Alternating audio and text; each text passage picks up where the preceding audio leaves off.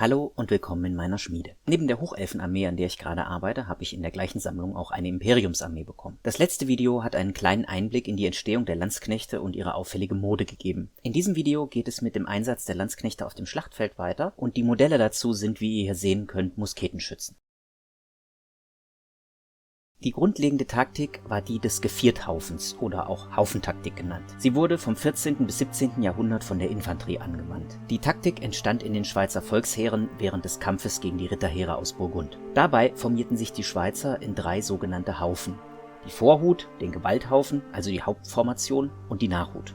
Der Gewalthaufen war die am weitesten verbreitete und effizienteste Schlachtordnung in Europa vom Mittelalter bis in die frühe Neuzeit hinein, jedenfalls was Infanterie betrifft. Der Begriff wurde zuerst, wie bereits gesagt, auf die Schweizer Heere angewandt, als diese Pikeniere zum Schutz vor Kavallerie einführten. Die Pikeniere schützten dabei die übrigen Nahkämpfer vor den Lanzenangriffen der Ritter. Gegnerische Infanterie konnte wegen der größeren Reichweite ebenfalls effektiv bekämpft werden, trafen dann die Haufen aufeinander, sollten die übrigen Nahkämpfer vorstürmen und den Feind vernichten.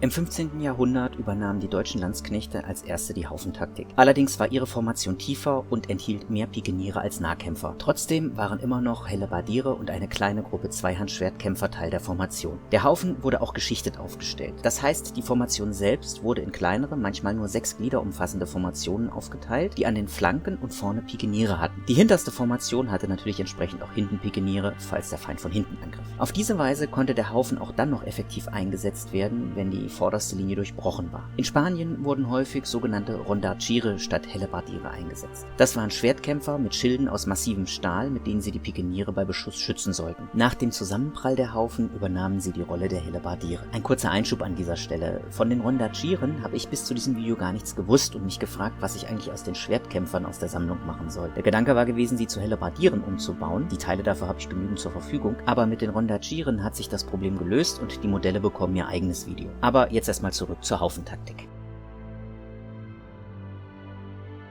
Ab der Mitte des 16. Jahrhunderts entwickelte sich in Spanien der Tercio. Karl V.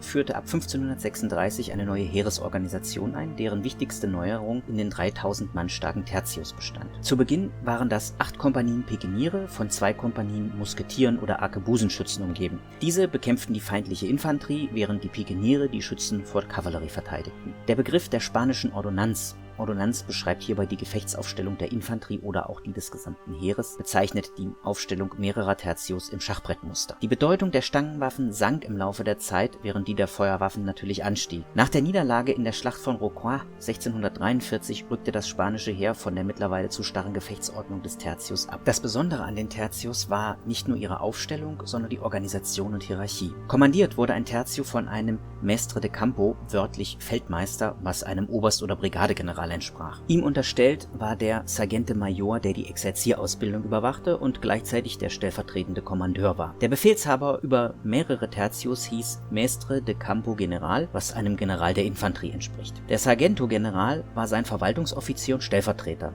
Hinzu kamen Generalstabsoffiziere, die berieten und den Maestre de Campo General in der Truppenführung vertraten. Die Ränge oberhalb eines Kapitän zählten zu den Officials Mayores, ich hoffe, ich habe das richtig ausgesprochen. Das sind die Stabsoffiziere, die mit Ausnahme des Sargento Major vom König oder dem Oberbefehlshaber der betreffenden Streitmacht berufen wurden. Außerdem waren die Tertios die ersten stehenden Berufsarmeen der Neuzeit, die von staatlichen Militärbeamten verwaltet wurden, während viele der aus Söldnerheeren hervorgegangene Armeen nach dem System der Regiments- oder Kompaniewirtschaft verwaltet wurden. In der Kompanie- und Regimentswirtschaft erhielt der zum Beispiel Kompaniechef einen bestimmten Betrag, mit dem er die anfallenden Kosten der Kompanie bestreiten musste. Ersparnisse dabei durfte er legal in sein Vermögen übergehen lassen. Dieses System öffnete natürlich Betrug Tür und Tor, aber das habe ich ja auch schon im Video zu der Entstehung der Landsknechte gesagt.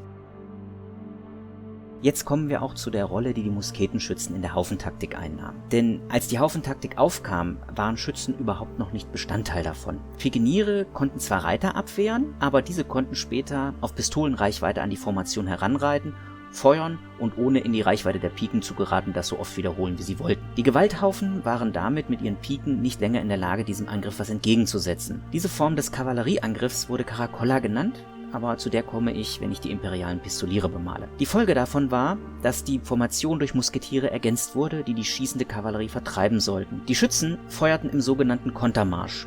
Dazu stellten sich die Musketiere in Rotten von 10 Mann hintereinander auf. Der Abstand zur nächsten Rotte betrug ungefähr 2 Meter. Die erste Reihe ging zum Feuern ein kleines Stück vor, schoss und marschierte anschließend entgegen der Angriffsrichtung nach hinten.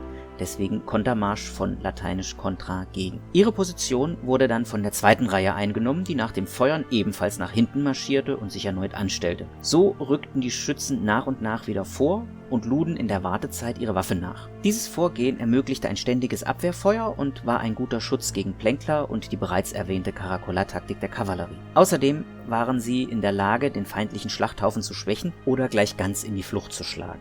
Mit der Ausbreitung dieser Taktik stand dann meist ein Kontermarsch gegen den anderen. Eine andere Variante stellte dabei die sogenannte Enfilade dar. Dabei stellten sich die Schützen auch in Rotten aus bis zu 10 Mann nebeneinander und hintereinander auf. Die erste Reihe feuerte, marschierte dann, genau wie vorher, außen um die Formation herum, stellte sich hinten wieder an und begann die Waffen nachzuladen. Die zweite Reihe verfuhr auf die gleiche Weise, bis die Schützen der ersten Reihe wieder vorne waren. Wie auch beim Kontermarsch hatten sie in der Wartezeit genug Möglichkeit, ihre Waffen nachzuladen. Während einer Enfilade bewegte sich die Formation also langsam rückwärts, während sie beim Kontermarsch langsam vorwärts ging. So konnte dieser auch offensiv eingesetzt werden. In beiden Fällen war durch die Aufstellung der Formation die Trefferquote des gegnerischen Feuers hoch. Während man beim Kontermarsch einen leichten Geländegewinn erzielen konnte, geschah bei der Enfilade genau das Gegenteil, sie bewegte sich langsam rückwärts. In beiden Fällen wurde es mit einem sehr hohen Blutzoll erkauft.